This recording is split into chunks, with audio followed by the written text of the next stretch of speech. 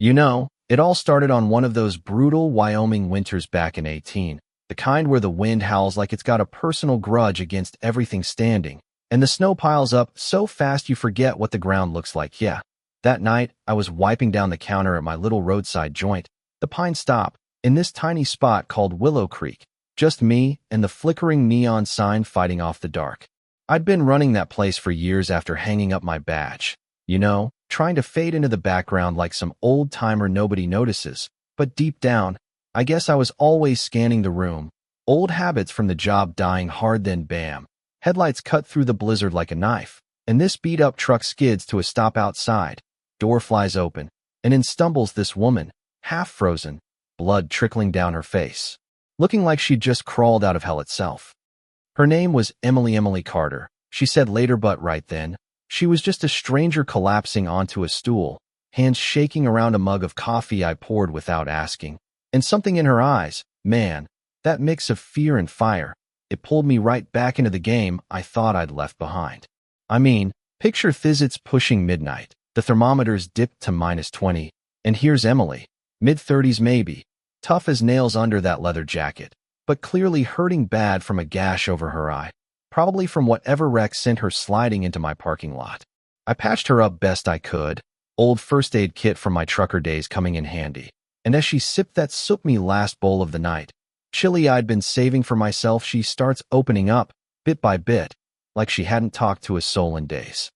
Turns out she was on the run from these lowlifes called the Iron Vipers, a biker crew out of the Dakotas who'd gone big time with drugs and dirty money, washing it through shady deals that reached up to God knows who her ex, the gang's boss, had put together this flash drive full of proof, bank transfers, photos of backroom meetings, even recordings of payoffs to crooked cops and a big-shot judge named Harlan Thorpe, the kind of guy who sat on the federal bench like he owned it. She'd grabbed it after they offed him, made it look like a rival hit, but really it was to shut him up before he blew the whistle. Now they were after her, thinking she was the loose end that could unravel their whole empire. And yeah, I felt that tug in my gut, the one that said this wasn't just some sob story. This was the real deal, corruption rotting from the inside out. We talked through the night, or what was left of it. I let her crash in the back room, door locked tight, while I kept watch on the couch, my old service pistol close by, because let's face it, at 62, I'd seen enough shadows in my rear view to know when trouble was circling. Come morning, the storm had cleared to this crisp blue sky, snow blanketing everything like a fresh start. But the sheriff calls good old Pete. We'd gone fishing a few times and warns me about some rough types sniffing around town for a woman in a truck like hers, asking questions that didn't sit right. That's when Emily levels with me, eyes locking on mine over breakfast pancakes. Tom, she says, that's me, Tom Riley. They ambushed me 20 miles back. Two of them on bikes, slashed at me with a knife before I shook him in the whiteout. Her hands were bruised like she'd fought back hard, and that drive? It named names, showed how Thorpe was the spider in the web, pulling strings to protect the Vipers in exchange for a cut of the millions they laundered through his shell companies. Her ex had turned on them when he realized kids were dying from their poison, wanted out for their sake, but they executed him, and now she was racing to Salt Lake to hand it off to a Fed she trusted. Someone clean in a sea of filth. I could have walked away, right? Told her good luck, here's some gas money, but nah. Something snapped, that old fire from my Marshall days, when I was Whisperer Riley. The guy who vanished into crowds and took down syndicates without a whisper. I offered to drive her the back way. Old logging roads I knew like my own scars, figuring we could dodge the main drags where they'd be watching. Grabbed my gear, including a sat phone from my locker, the one that pinged a buddy from the service if things went south. But just as we're loading up, engines roar in the distance, 6 bikes tearing up the fresh plow, led by this beast of a man, Vince Russo, the Viper's new top dog, her ex's right-hand turned betrayer, all tattoos and menace, storming into my diner like he owned the place. Where's the bitch with the drive? He growls, flipping tables, his crew fanning out, guns half drawn. I play dumb at first. Just a customer, picked up by a friend.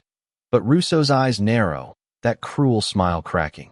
Wait, you're that Fed ghost from the old raids, the one who put my cousin away, boys. We got a bonus.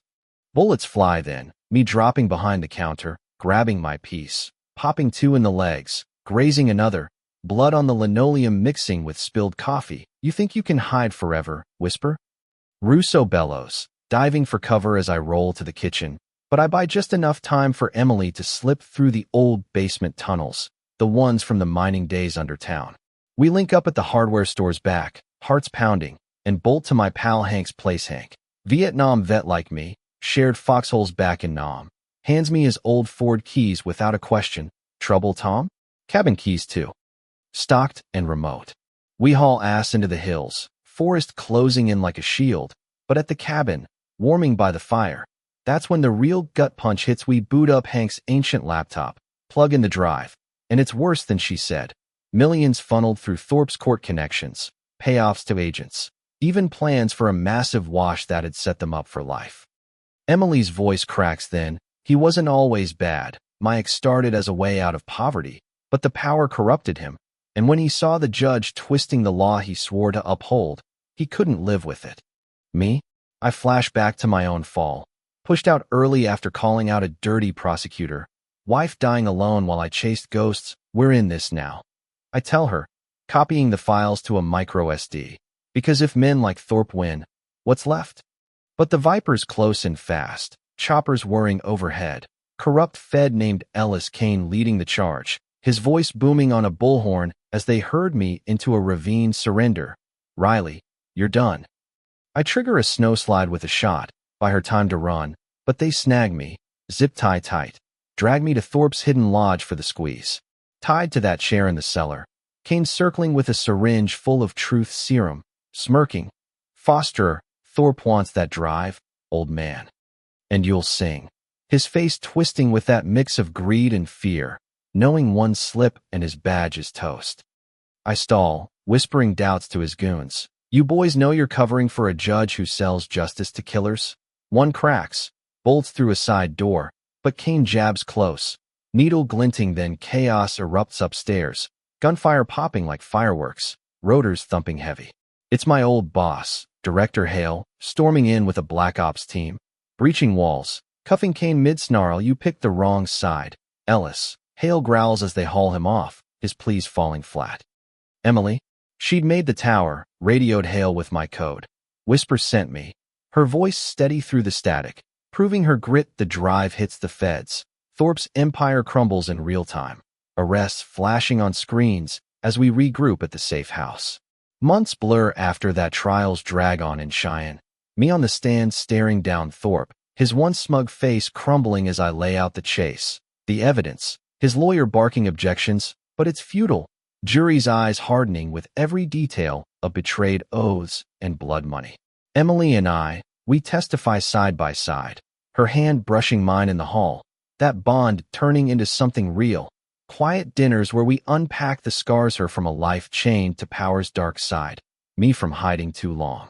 Hale offers us spots on a new task force, hunting corruption like Thorpe's, and we take it, partners in every sense, because damn, fighting back feels alive after years in the shadows. But here's the thing that still nags. Thorpe's web ran deep, some threads maybe still out there, whispering in ears, waiting to strike back. Makes you wonder if justice ever really wins clean, or if it's just a pause before the next storm. What do you think? Was it right for folks like me to dive back in? Or should we let the system fix itself? Drop a comment, share your take on corruption and power, or that one-time community drama got real for you. Hit like if this hit home, subscribe for more true life twists, and let's chat it out below.